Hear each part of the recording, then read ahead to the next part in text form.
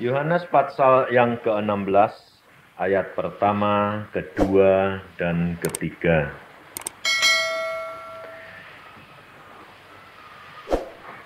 Pesan Tuhan Yesus kepada kita sekalian, semuanya ini kukatakan kepadamu, supaya kamu jangan kecewa dan menolak aku. Kamu akan dikucilkan, bahkan akan datang saatnya bahwa setiap orang yang membunuh kamu akan menyangka bahwa ia berbuat bakti bagi Allah. Mereka akan berbuat demikian karena mereka tidak mengenal baik Bapa maupun aku. Tetapi semuanya ini kukatakan kepadamu supaya apabila datang saatnya kamu ingat bahwa aku telah mengatakannya kepadamu. Saudara, kerap kali kita ini menjadi orang Kristen ringan, cepat mendengar, tetapi cepat juga lupa. Dan ini sudah menjadi satu kebiasaan dan satu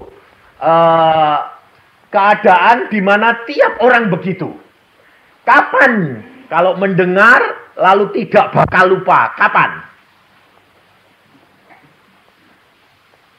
Kalau ngalami sendiri. Nah, pengalamannya itu yang enak atau yang tidak enak? Yang paling berkesan? Hah? Nah ya, tidak enak loh. Nah itu. Yang enak kira-kira gampang lupa enggak? Gampang. Kalau yang tidak enak, nah makanya Tuhan juga ngajar kamu melalui yang tidak enak. Lah kok tidak mau? Nah, kenyataan saudara ini maunya yang enak. Nah, padahal Tuhan Yesus sudah mengatakan bahwa semuanya ini kukatakan kepadamu bahwa akan tiba apabila nanti tiba, kamu ingat aku sudah mengatakan kepadamu. Kehidupan kekristenan saudara, kerap kali dan selalu saya katakan, alami secara pribadi, alami secara pribadi. Kekristenan bukan sekedar agama, kekristenan bukan sekedar ibadah, kekristenan bukan satu yang kelihatan. Tetapi kekristenan adalah mengalami pribadi dengan Yesus. Orang lain tidak perlu tahu, tetapi aku tahu, Yesus tahu. Banyak orang tidak percaya, banyak orang mengatakan bahwa omongan Yusa itu tidak masuk akal. Tapi kalau orang itu benar-benar dengan motivasi hati yang tulus, pasti ngalami semuanya. Iya dah? Banyak yang ngalami. Ibu Budiono tadi, bukan Budiono dokter. Kalau Ibu dokter Budiono, ini yang punya rumah. Ibu Budiono ini, dia saudara tahu, ini bukan orang lama, baru. Dan dia mengalami tantangan demi tantangan. Dan pada waktu dia ketemu kepada saya, dia bilang, Pak, saya ini mau dibuang sama papa mama saya, Pak. Anak perempuan 1, bayangin. Tapi untungnya dia datang kepada saya, orang yang gilanya sama. Nah, ya dah, orang lain bilang saya orang gila. Nah, ya dah, saya bilang lah, kamu berani enggak bayar harganya jadi orang gila? Bagaimana Pak? Ikut Yesus. Segala perkara dapat diubah Yesus. Wah. Tapi secara pikiran ini saudara tahu. Anak perempuan satu-satunya mau dibuang kalau ikut Yesus. Kira-kira saudara mikir enggak? Loh. Anak perempuan cuma 1 dia mau dibuang. Bayangin. Ikut Yesus. Buang. Kira-kira saudara bilang apa? Mesti cari dalih. Dalihnya apa? Wah, kan Tuhan berkata, kalau doa, tutup pintu.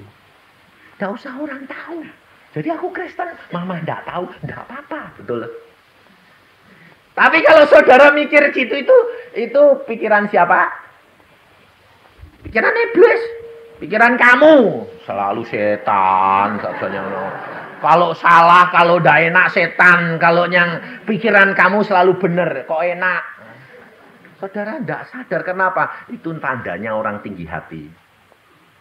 Kalau segala-gala setan. Nah, itu orang tinggi hati. Karena apa? Orang yang tidak mau memeriksa dirinya sendiri. Kita harus belajar terbuka di hadapan Allah. Lebih baik kita telanjang di hadapan Allah daripada kita munafik. Sebab Allah tidak dapat kamu tipu. Saudara tahu. Kita harus terus terang. Tuhan, aku takut. Terus terang, ngomong. Aku bakal dibuang, Tuhan. Nah, kalau engkau terbuka, Tuhan nanti akan berbicara kepadamu. Tuhan tahu hatimu. Saudara, kerap kali kita menjadi orang Kristen membela Allah. Betul enggak? Allah sanggup membela namanya sendiri. Saudara dan saya yang harus dibela dia. Betul enggak? Tapi kita kerap kali meninggikan diri membela Allah. Maka dari itu kita tidak mengalami mujizat demi mujizat. Karena mujizat Allah terjadi apabila keadaan saudara tidak mampu. Selama saudara dapat mengatasi masalahmu sendiri, Allah tidak mau bertindak. Betul tak? Karena Allah tahu anaknya sanggup. Tapi kalau di mana engkau tidak sanggup, Allah mesti nolong. Mungkin dia bapaknya. Tidak akan dia mengingkari firman-Nya. Orang yang berharap kepada dia tidak akan dipermalukan. Betul tidak?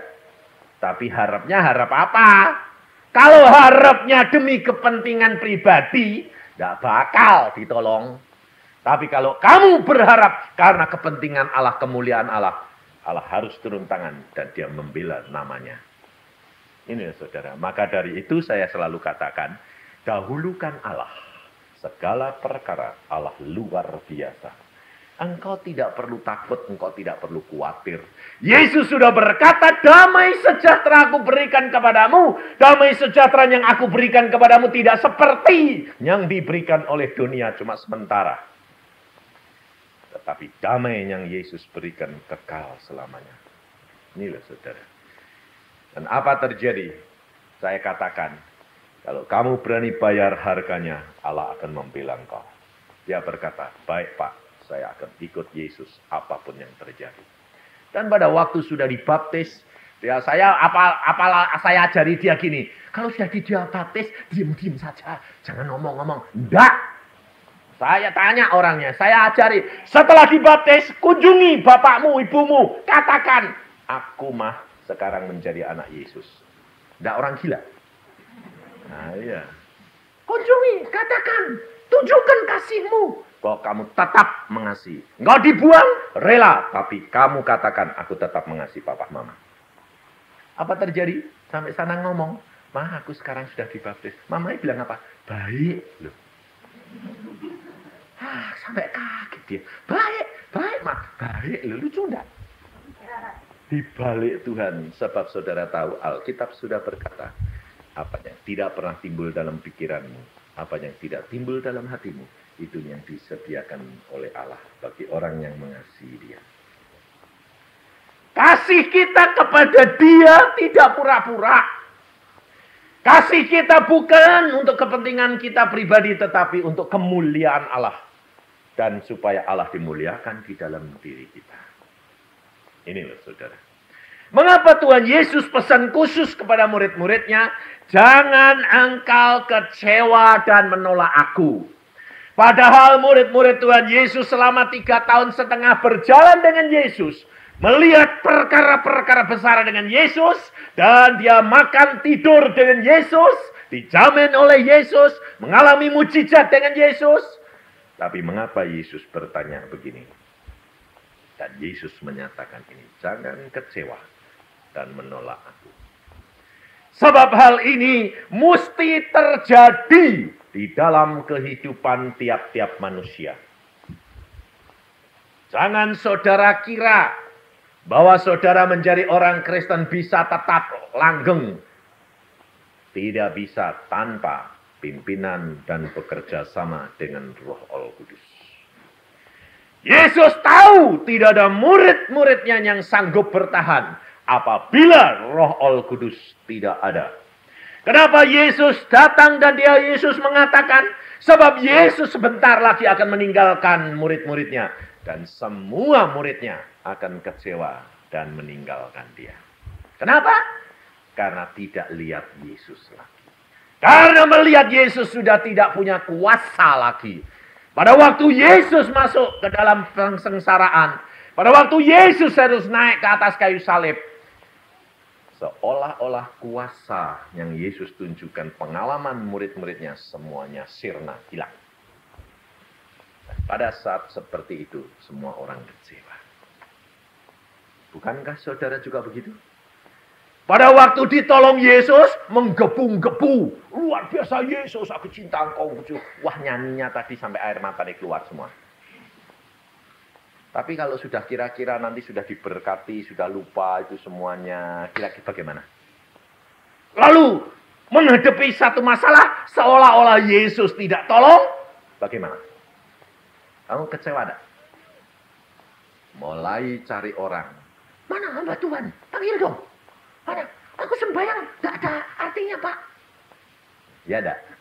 Di mana iman percayamu? Kehilangan Yesus. Karena engkau berjalan dengan akal dan bukan berjalan dengan iman dan percaya. Kita kerap kali kecewa. Peristiwa yang terjadi menimpa kepada kita yang tidak enak, kecewa. Tetapi kalau senang, wah puji Tuhan. Sebentar lagi puji Tuhan, hosana, hosana. Sebentar lagi, salibkan Yesus. Sama toh, persis toh. Tidak bisa menerima apa yang terjadi dalam hidup kita. Kenapa? Nggak masuk akal. Maka saya katakan berkali-kali kalau saudara jadi orang Kristen belum dicap gila, belum Kristen, saya katakan. Dan orang gila itu kalau saudaranya mati, nangis enggak? Enggak. Kenapa? Enggak ngerti yuk. Kadang-kadang saudaranya sendiri, oh hidup enggak apa-apa dipukuli, betul enggak? Karena dia enggak tahu melakukan segala sesuatu itu. Saudara tahu? Orang yang gila itu dirasuk siapa? Setan loh. Nah kamu ini dikuasai Roh Al-Kudus apa enggak? Setan itu kepengen jadi Allah. Tetapi bedanya Allah menguasai orang. Hidupnya tertib, damai, sejahtera. Setan menguasai orang. Hidupnya tidak karu-karuan dan mempermalukan orang. Saudara tahu bedanya?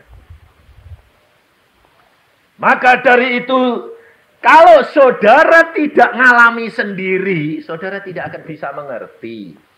Maka kerap kali saya ditanya, bagaimana Pak Yusa, ini matinya kok cara gini, cara gini. Nggak urusan, saya bilang. Mati cara apa bukan urusan, yang penting jiwanya selamat, betul enggak? Ada orang, mati jangan dibakar, nanti enggak bangkit. Waduh kasihan, hamba-hamba Tuhan itu yang dibakari. Mati syahid, tidak bakal bangkit semua, saya bilang. Ngawur ngomong seenaknya, saya bilang. Allah tahu membangkitkan, Allah membuat saudara dan saya, Allah membuat dunia ini dari tidak ada menjadi ada. Mana membatasi kuasa Allah lagi. Karena banyak kali saudara punya pikiran dibawa ke dalam satu pikiran yang nyata. Supaya saudara terperosok dan tidak punya iman lagi. Ini ada saudara dari Australia ini. Saya barusan ketemu, loh ini orang Australia kok muncul di sini. Ini Yasmin ini saya bilang. Saya barusan 2 minggu yang lalu pulang dari Australia. Dan saudara tahu, saya di Australia baru datang seminggu. Istri saya jatuh sakit. Dan seluruh pembuluh darahnya pecah. Matanya buta. Dan pada waktu itu dia bilang, loh aku kok kayak orang Harrison gini. Tidak bisa goyang ya. Goyang sedikit kok fly.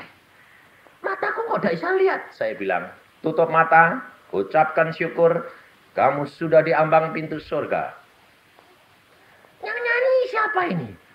Tidak ada orang nyetel kaset. Lu kok puji-pujian terus? Karena kamu sudah di pinggir pintu surga. Dengar puji-pujian di surga. Oh iya. Aku kok naik turun. Loh lah ini malaikat-malaikat. Lah ini kok tempatnya kok enak kayak gini. Padang rumput yang hijau kayak gini. Waduh, doanya kok enak. Iya, makanya itu sudahlah. Ucapkan syukur. Saudara bisa lihat istrimu mau mati, orang yang kamu kasih mau mati, bisa bilang gitu. Kalau enggak, orang sudah dianggap orang sindik. Betul enggak? Saya kalau bicara, saya sudah ngalami. Saudara tahu. Saya lihat demikian, saya lihat istri saya tak tahu karena saya kerap kali melayani orang mau mati. Loh Tuhan, kok sudah mau berangkat istriku? Lalu saya tanya, loh Kiat, kok itu mau kemana ini? Aku sudah ringan tuh, naik turun. Wah, mau berangkat ini. Saudara tahu bisa? Anak saya di negeri Belanda entrokal. Papa, Mama, ada apa? Oh, Mama sudah diambang pintu surga. Lah ya, aku dapat penglihatan. Kakinya satu sudah nginjak pintu surga. Tinggal setengah langkah, Mah, Pak. Ya. Terus Mama menoleh. Apa artinya, Pak? Oh, nanti tanya Tuhan. Jangan khawatir. Mati hidup milik Allah. Betul enggak? Bisa? Ngomong gampang. Coba ngalami secara pribadi. Saudara tahu?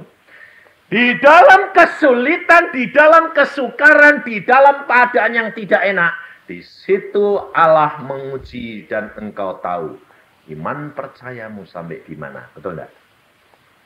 Adakah iman aku dapati di dalam dunia ini apabila aku datang kembali? Kenapa Yesus bertanya begitu? Karena banyak anak Tuhan terhilang. Makanya saudara dari Malaysia ini kok datang ke Surabaya ini ngapain? Hah? Saudara tahu? Kenapa sekarang banyak anak-anak Tuhan pergi ke daerah pelosok-pelosok hutan untuk menginjil? Yesus sudah berkata, tidak ada satu telinga pun tidak akan mendengar Injil. Kalau nanti aku tiba. Kedatangan Tuhan sudah amat singkat. Tetapi Allah itu luar biasa. Dia tidak hanya menginjil, mengutus orang ke daerah yang terpencil. Tapi Allah memperhatikan juga yang di kota-kota. Karena banyak anak-anaknya sudah percaya. Tetapi imannya menjadi luntur. Dan diperingatkan, maka dari itu saya diutus ke kota-kota, ke luar negeri, tetapi juga ke desa-desa. Saudara tahu, di daerah Jawa Barat itu ada suatu suku Banten yang tidak bisa diinjili. Satu suku Banten tidak bisa orang lain masuk. Kalau berani masuk situ, sonder sepengetahuan mereka, outnya pak. Apa terjadi? Yesus pribadi menginjil. Dan sekarang sudah ada 70 kepala keluarga bertobat. Nah, luar biasa enggak? Allah tahu kita tidak perlu pakai akal gini. Tunggu waktu Tuhan dan bagaimana Roh Kudus bertindak.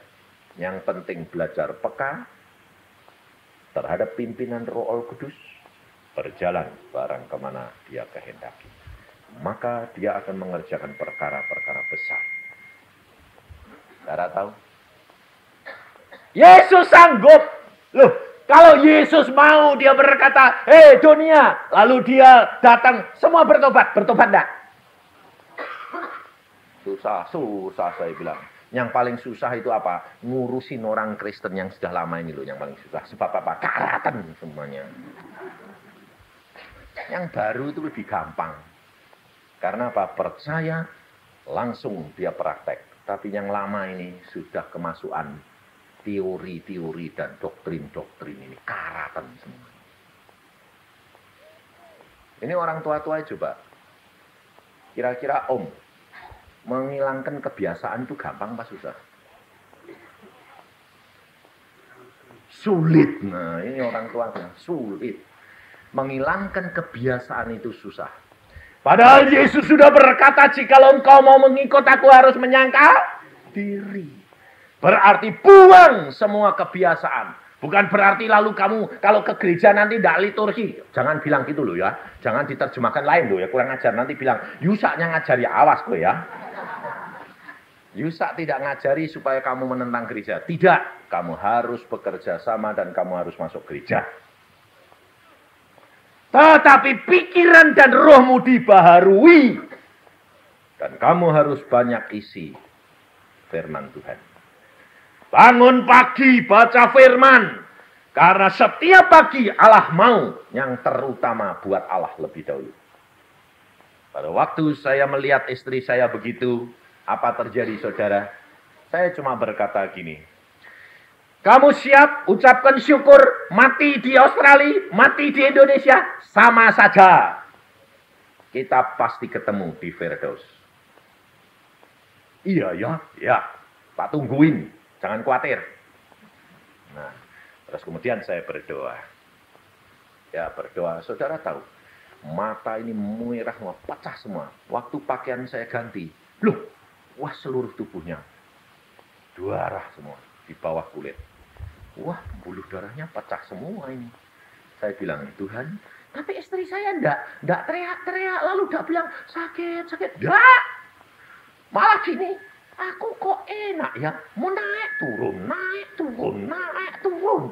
Padahal secara medis itu luar biasa sakitnya. Tapi dia enggak menderita. Saya bilang, enggak makan, enggak minum. Lah kamu mau makan enggak? Wes, enggak kepengen makan. Oke. Ucapkan syukur, enggak usah makan. Apa terjadi? Saya berdoa. Tuhan, kau lihat istriku itu sudah diambang pintu surga loh Tuhan.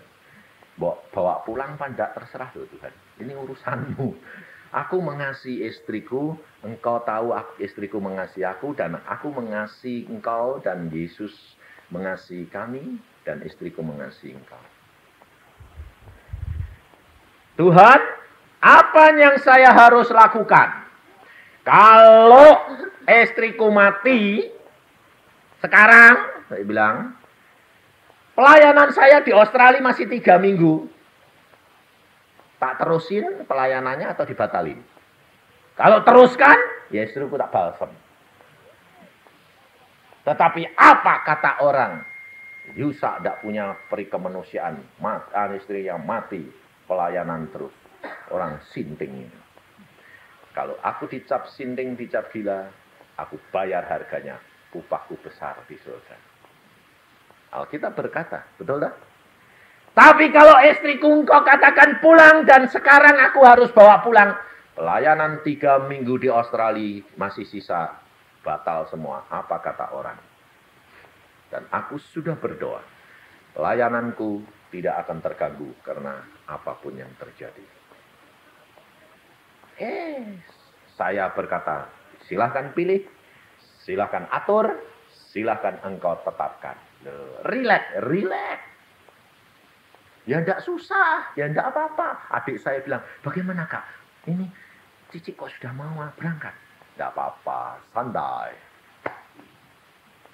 Hidup mati milik Yesus, pusing amat. Pelayanan lo, urusan Yesus, bukan urusan saya. Saya kan cuma jadi pelaku, betul enggak? Saya kan cuma teman sekerja Allah.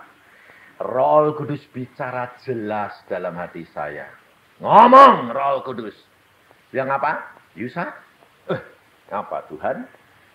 Kamu cepat minta kepada Bapak di surga. Minta apa? Bapakmu sudah sedia apa saja yang kamu minta. Engkau diberikan. Waduh, kan jatah istimewa. Nah, kira-kira kalau kamu yang minta apa? Panjangin umurnya dong Tuhan. Betul enggak? Hah? Salah. Itu masih kedagingan itu. Apa yang saya minta? Saya bilang apa? Tuhan Roh Kudus. Lah aku minta apa? Loh, katanya milik Tuhan, segala Tuhan, kok masih minta karepe dewek? Loh, saya bilang Tuhan Roh Kudus, pimpin aku, minta apa? Lalu Roh Kudus berkata, sesuai dengan permintaanmu, kamu selalu minta menyelesaikan tugas yang Bapak berikan kepadamu dengan baik. Oke, saya minta, Bapak, aku minta satu perkara. Perkenankan aku menyelesaikan tugasku di Australia ini sampai selesai. Dan baik atas anugerahmu saja. Bapak berkata, amin, baik Yusak, aku dengar doamu. Lalu saya berkata, bagaimana dengan istriku? Sembuh dong. Kalau istrimu tidak sembuh, kan nanti kacau. Loh, malah mendahulukan dia, malah istrinya dapat kesembuhan. Saya lalu bilang sama istri saya, Jat, ada apa? Manggil-manggil. Beres, sembuh, kamu pulang. Oh, Tuhan sudah ngomong. Ya, selesai, saya bilang. 3 hari kemudian sudah bangun, matanya sudah bisa lihat, sudah bisa baca. Lalu bilang, wah kok sembuh ya? Ini mulai kelihatan. Loh, terang semua. Mana Alkitab? Wah, baca. Beres. Papa. Saudara tahu? Dan pada waktu pulang, saudara boleh tanya ini kalau saya saksikan. Hujan terus.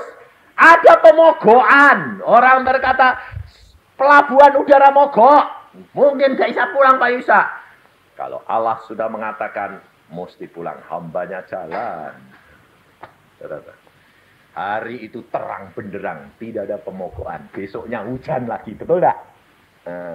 Saudara tahu? Allah kita Allah yang luar biasa. Yang punya langit bumi.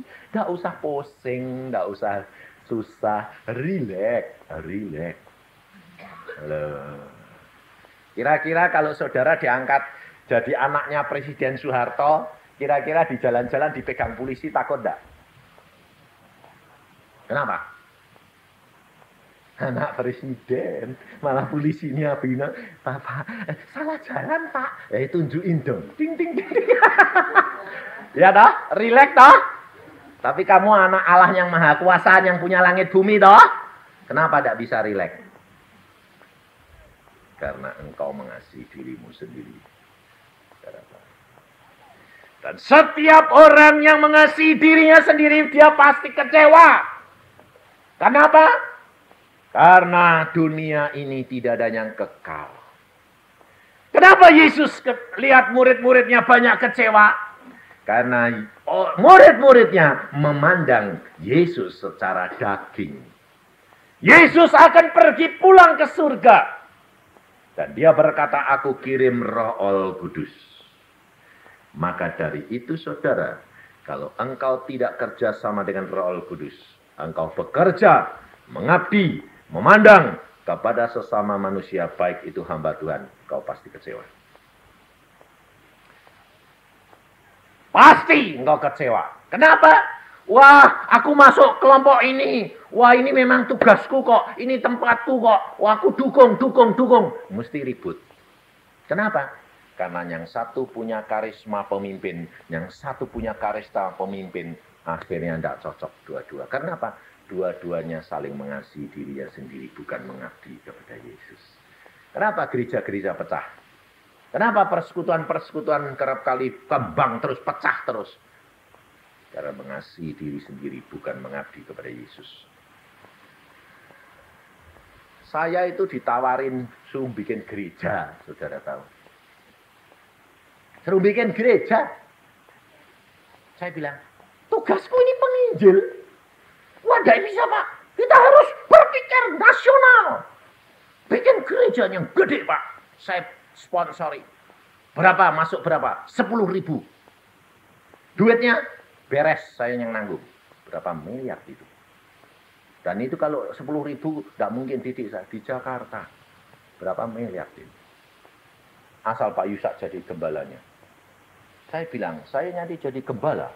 Punya gereja 10.000. Semua domba tarik sini.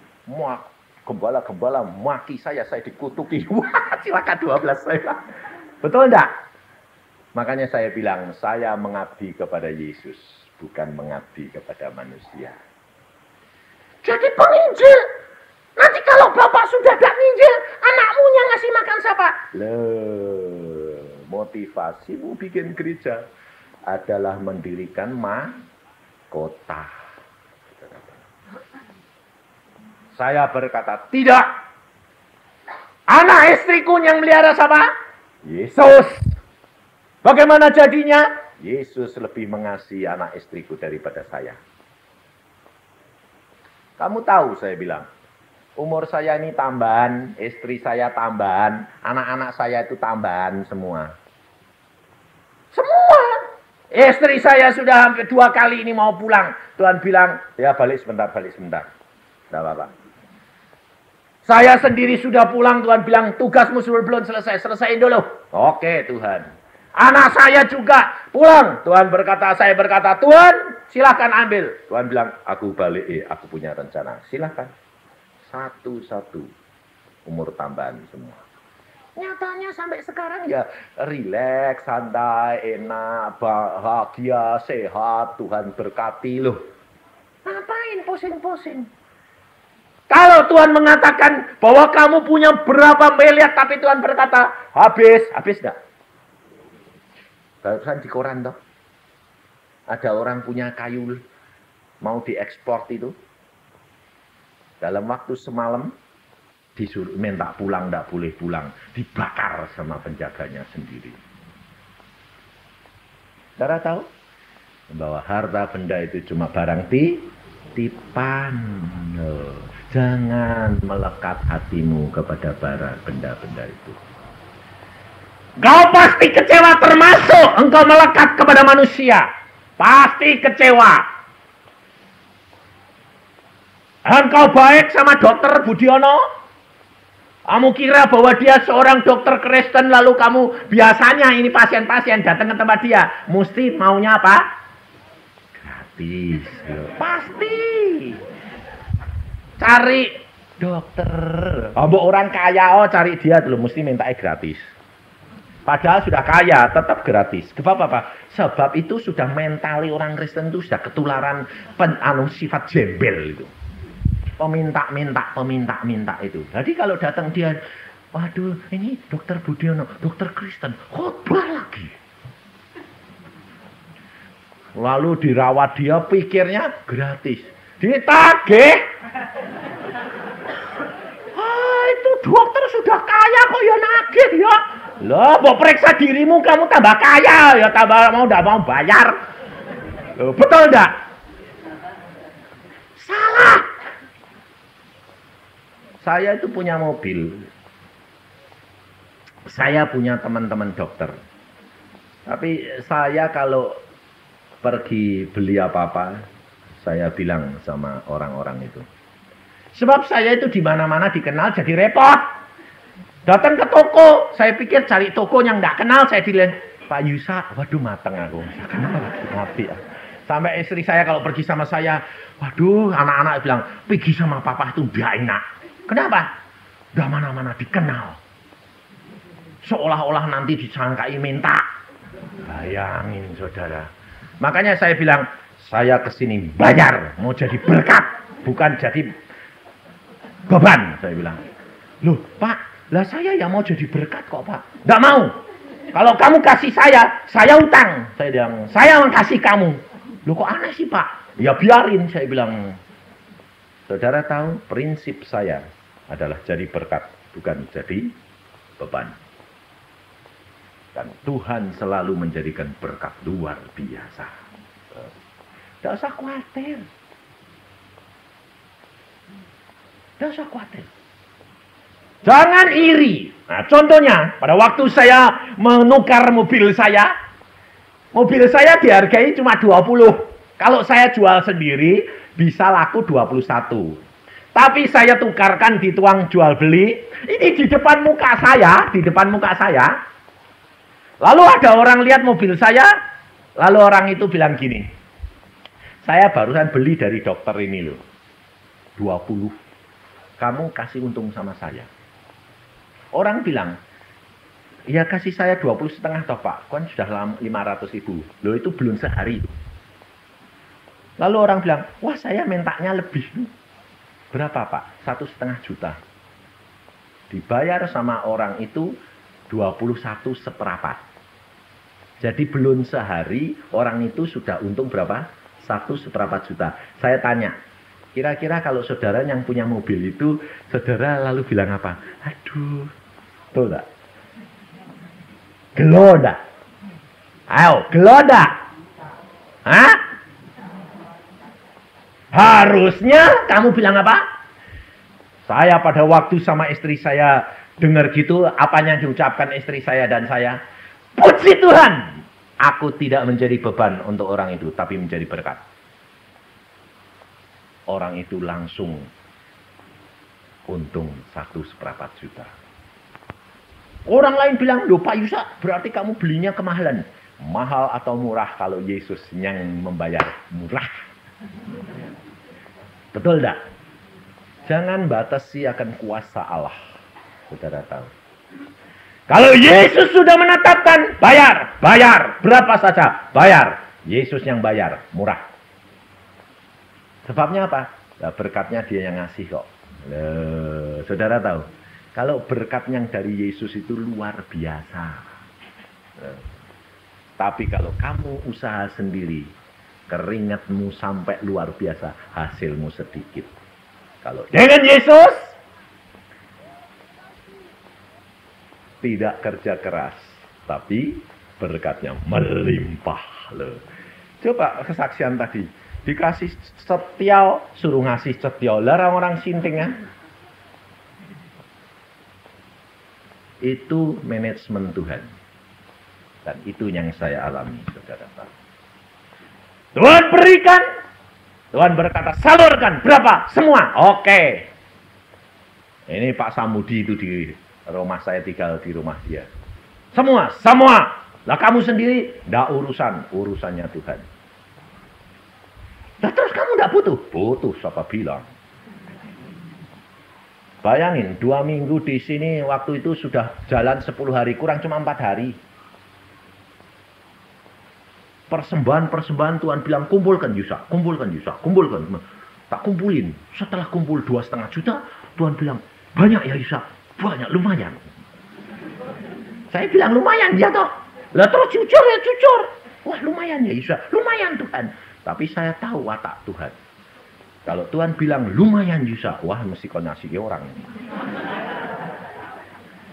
Dan apa terjadi? Betul!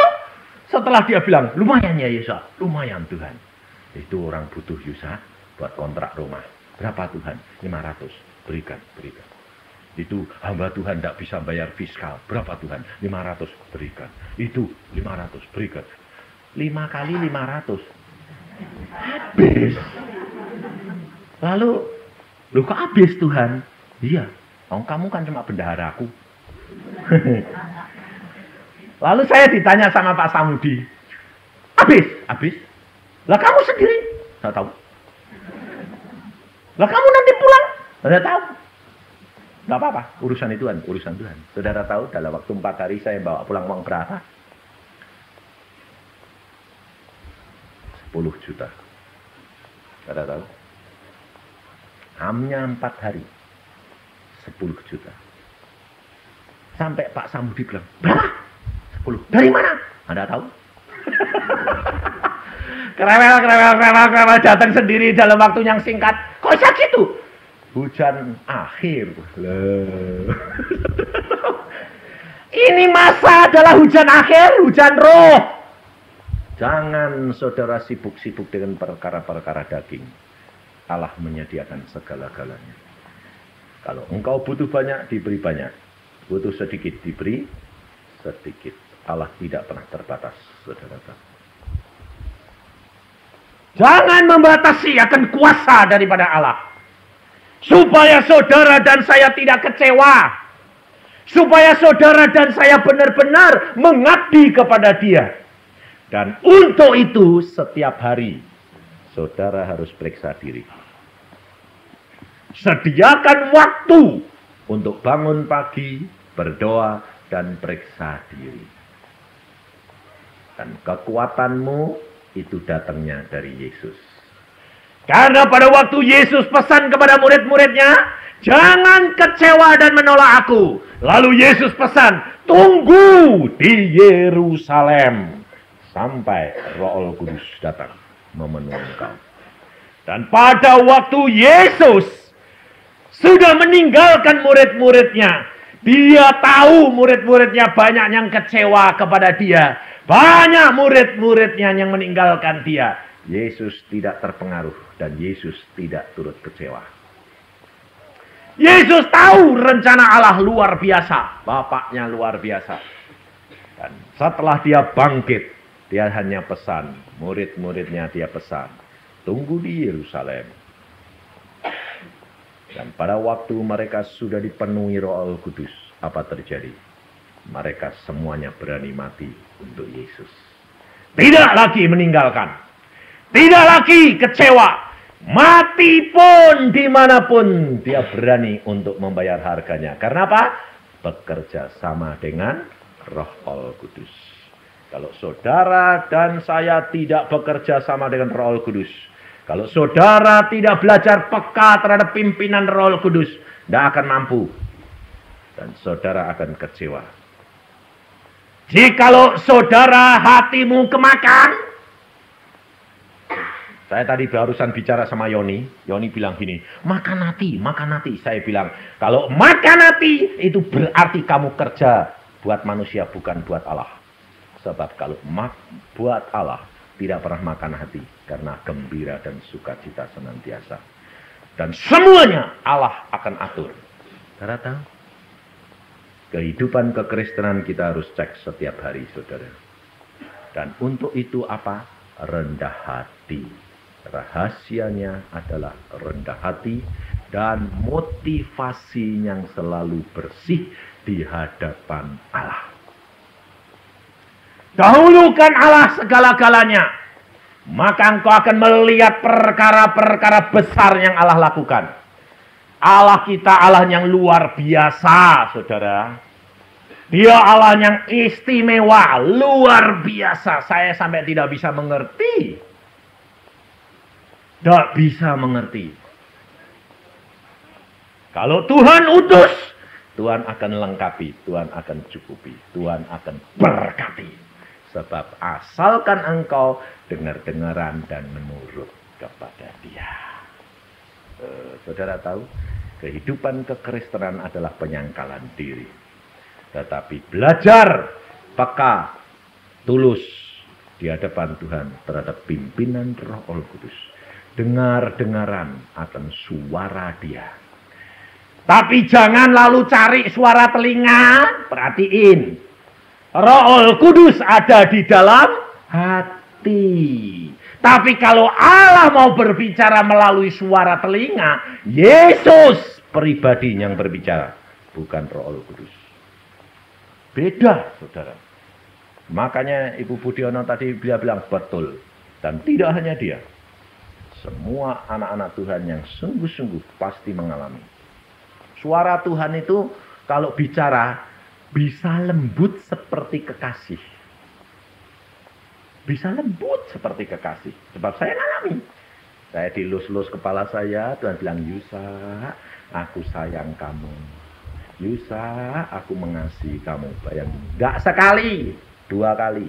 Loh. Tapi kalau dia datang sebagai raja, seluruh ruangan suara dia. Dan wibawanya luar biasa. Lain lagi. Dan dia berbicara. Dan saya juga mengalami beberapa kali. Di situ Tuhan mengajar saya untuk membuktikan. Untuk mengajar. Untuk mengajak saudara-saudara. Alami secara pribadi. Dan apabila engkau berani membayar harganya, engkau pun akan menikmati seperti yang orang lain menikmati. Kasih Allah sama. Jangan mengatakan, kenapa kepada dia kok lain sama saya? Karena embermu, hatimu, cawan hatimu yang berbeda. Bukan kasihnya Allah yang berbeda. Air hidup Allah tidak terbatas menguasai jagat raya. Betul tidak? Tapi tergantung kamu. Kalau kamu datang bawa cuma cawan gelas, hatimu cuma segelas yang kamu kasih Yesus, ya dapatnya segelas. Kalau kamu bawa ember, dapat ember, ya terserah kamu. Penyangkalan dirimu bagaimana, pelayananmu bagaimana, Allah itu kasih. Jangan menghakimi orang lain. Orang lain mau menikmati dunia, boleh. Terserah. Saya pokoknya ikut Yesus. Pokoknya baik, pergi ke gereja, tidak kerja tidak apa-apa. Aku pokoknya kaya raya tidak apa-apa. Nanti di sana angsal masuk surga, ngemper tidak apa-apa. Ya tidak apa-apa, biar yang dia maunya ngemper di sana. Tidak apa-apa. Di dunia dia mau senang-senang, silahkan. Kalau saya tidak. Di dunia senang, di surga senang. Kalau saya. Dua-dua. Sebab Yesus sudah berkata, cari dulu kerajaan surga serta kebenarannya semua ditambah. Lah kalau ini naik ya roh jasmaninya turut naik. Nyatanya saya melayani Tuhan dari 9 tahun yang lalu. Dari pakai sepeda motor, mobil terus naik. Terus sampai sekarang naik terus, tidak pernah turun. Makanya orang bilang, wah ini hamba Tuhan ini kok borjois. Saya bilang, borjois hamba raja. Saya bilang, yang punya langit bumi. Tapi mereka cuma lihat yang saya nikmati. Mereka tidak lihat orang yang membayar harganya itu. Kalau Allah berkata berikan, beri. Orang kan tidak tahu. Apa kalau saya memberi lalu, ini loh yang tak kasih, ini loh tak kasih. Loh ya, itu tidak lucu. Tapi saya saksikan supaya saudara itu tahu cara hidup orang Kristen. Kalau Allah berkata beri, berikan. Tapi kalau kamu minta, kamu akan diberi. Itu kekristenan. Jangan terikat oleh harta benda. Jangan terikat oleh tubuh. Tubuh saudara ini bisa dikasih tahu. Saudara tahu. Bisa diberitahukan segala perkara. Maka saya katakan kalau kamu sakit encok, kamu katakan, Tuhan, encokku ini kok tidak sembuh-sembuh, kenapa? Dosaku di mana? Ini kelemahan tubuh di mana? Katakan. Omongi, nurut. Saudara tahu enggak? Tapi saudara bilang, oh ini gejala turunan. Lah kamu ini percaya itu turunan, ya turunanmu akan kena terus. Gepeng kamu nanti dengan turunan itu. Udah. Allah sanggup lakukan segala perkara dan mengubah segala perkara. Allah sudah berkata melalui Rasul Paulus, siapa yang di dalam Yesus adalah satu ciptaan yang baru. Satu ciptaan yang baru di mana Allah menyatakan kemuliaannya di dalam diri saudara. Jangan pakai metode. Kalau sekali saudara punya sakit disembuhkan karena berkata dalam nama Tuhan Yesus ini sembuh, sembuh. Lalu yang lain kali ngomong gitu terus, salah. Itu membatasi kuasa Allah. Kamu harus berkata begini, Tuhan, apa yang aku harus lakukan? Kenapa ini terjadi? Adik saya di Australia, anaknya yang kecil itu kena eksem. Ditengking sudah, didoakan sudah, diapa-apain, diobati sudah, tidak sembuh-sembuh. Akhirnya dia berdoa begini, Tuhan, apa yang aku harus lakukan ini sudah. Roh Kudus cuma ngomong gini. Kamu harus berdoa. Berdoanya bagaimana Tuhan? Bapa, muliakanlah namamu di dalam diri anakku. Dah. Oh gitu Tuhan, ya. Nah, dia sembahyang cuma gitu. Tidak bilang sembuh, tidak bilang, Bapa, muliakanlah namamu di dalam hidup anakku. Seminggu 14 sembuh. Sempurna. Sampai sekarang. Cara tahu. Jangan membatasi akan kuasa Allah. Kenapa? Seperti penginjil-penginjil muda ini berkata. Kenapa kalau di desa-desa masuk pelosok-pelosok kok kemuliaan Allah dinyatakan? Mujizat banyak terjadi. Kenapa? Sebab kalau di pelosok-pelosok orang-orang itu tidak bergantung kepada siapa-siapa. Tapi bergantung kepada Yesus. Kalau di kota ada dokter. Sakit, ada dokter. Kan dokter ya dipakai toh ya. Iya. Tapi ini bukan berarti saya mengatakan kamu jangan cari dokter loh. Nanti Pak Budiono bangkrut ini. Harus kalau kamu mengalami segala sesuatu, kamu bertanya kepada Roh Allah Kudus, minta pimpinan. Kalau Tuhan berkata, datang Ibu Diono, datang. Jangan lalu, oh saya disuruh datang pada dokter Budiono ya. Mestinya ya gratis ya dokter. Tuhan ngomong enggak sama dokter, lo kurang ajar itu namanya. Jangan. Kamu datang untuk menjadi berkat. Saudara tahu, banyak masalah yang Tuhan tuh kerjakan yang luar biasa. Karena Allah mempunyai saluran yang tidak terbatas. Dan firman Tuhan ini engkau harus pegang. Yesus, perhatiin, rendah hati. Di mana letak rendah hati Yesus? Dia tahu bagiannya, dia tahu bagian Roh Kudus. Dia tidak menyelesaikan sendiri pendidikan murid-muridnya. Dia tahu sampai batas 3 tahun dia harus tinggalkan. Dia tinggalkan. Selanjutnya Roh Kudus yang akan mematangkan dan menjadikan dia murid yang berkenan di hati Allah. Meskipun dia tahu 12 murid 1 terhilang. Apakah Yesus gagal? Tidak. Yesus justru tahu Yudas yang akan menyerahkan dan dikorbankan. Ini rendah hatinya Yesus, saudara tahu. Dan saudara dan saya harus rendah hati, belajar. Bagian kita selesaikan. Setelah bagian kita selesai, bagian orang lain harus menyelesaikan. Kita harus kerjasama untuk kemuliaan nama Yesus. Semuanya ini kukatakan kepadamu, kata Yesus. Supaya apabila datang saatnya kamu ingat bahwa aku telah mengatakan kepadamu. Jangan kecewa dan menolak Yesus. Amin. Mari kita berdoa.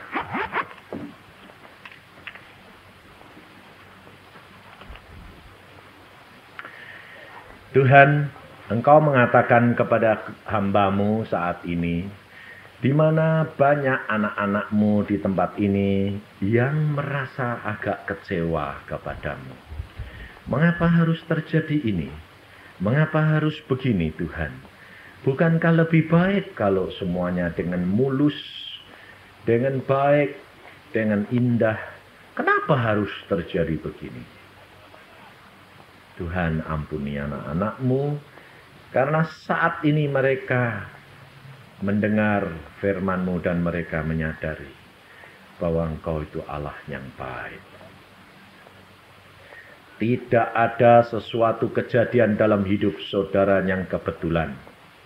Tapi Allah merencanakan yang terbaik. Yang penting Allah melihat jiwa mereka. Maka dari itu saudara, saat ini bertobat dan ucapkan syukur. Allah akan membuat mukjizat dan kemuliaannya akan dinyatakan di dalam hidupmu. Hanya itu yang Tuhan pesan, tidak ada yang lain. Terima kasih Bapa akan anugerah-Mu ini. Karena Engkaulah segalanya bagi kami. Dalam nama Tuhan Yesus kami mengucap syukur. Karuniakan kepada kami Tuhan. Supaya kami boleh mengerti akan firman-Mu. Dan kami tidak kecewa lagi kepada-Mu. Terima kasih Bapa. Dalam nama Tuhan Yesus kami mengucap syukur. Amin.